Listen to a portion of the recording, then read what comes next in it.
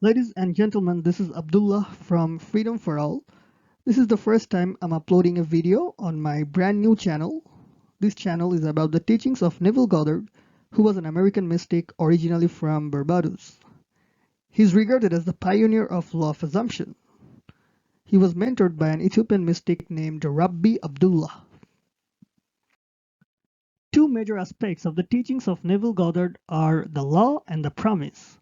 The law says imagining creates one's personal experiences in three-dimensional world, which means imagination is the only reality that creates a person's experiences in the outer visible world. So, imagination is not a state or any technique or visualization. It is Christ within a man. So, everything that a person experiences in his life is just the result of his imagination, whether he is aware of it or not. Imagination, to be more specific, is consciousness in action to dive into the parallel realities, which Neville called infinite possible states. So when it comes to apply the law, it is very important to understand that nothing in this world can forcefully be changed until a person changes himself. The whole world, according to Neville, is a mirror. He said, "The world is a mirror, forever reflecting what you're doing within yourself." What happens when you look at yourself in the mirror? You see yourself reflected, right? The whole vast world is just that. That's what Neville said. Neville added, "When we think we can destroy our image by breaking the mirror, we are only fooling ourselves." So you see yourself reflected in the mirror, and your mirror won't change. Even if you break it, you won't change. But if you change yourself, the mirror will change. So, if you change yourself, the whole vast world, which Neville called a mirror, that would change. Neville also said, "To change another within my world, I must first change my concept of that other." Think of a situation in which uh, you're having issues with somebody else. So how do you deal with that? Can you change that other person in just a second, or can you forcefully change that other person? No, that's not. That's not possible. But if you change your concept of that other person, that person is guaranteed to change. Neville added, "If you look for excuses for failure, you will always find them, for you find what you seek."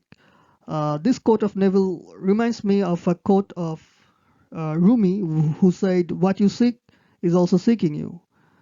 So instead of changing yourself, if you look for excuses, if you continue looking for excuses for your failure, you will continue receiving them, because you receive what you're seeking.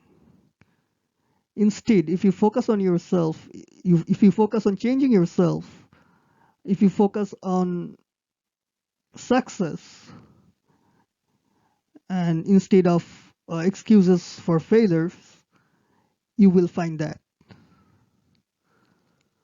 Uh, Neville also said, "You are already that which you seek, and you have no one to change but self in order to express it." Yes, this is the most important thing. There is no one to change but self. You are the only person who can change. There is nothing else to do here. By the way, all these quotes are from the master class, and the name of that lecture was uh, "No One to Change But Self." Whoever is watching my video, I strongly recommend you to check this lecture out. This is so amazing. The another aspect of Neville's teaching is the promise. It is the bigger, profoundly more spiritual, and the most exciting aspect of Neville's teachings.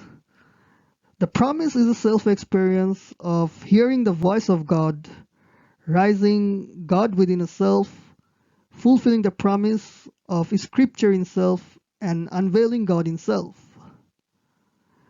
When humans take on the qualities of God, such as unconditional loving or compassionate, etc., etc., or when humans match the energy of God, God incarnates back to human or manifests down to humans. That is the promise. No person knows when they are going to experience the promise, but everyone is meant to experience this, according to Neville. So, our task as a human is to practice the law, since this is the only thing in our hand. The promise is not in human control, though all the humans are meant to experience this.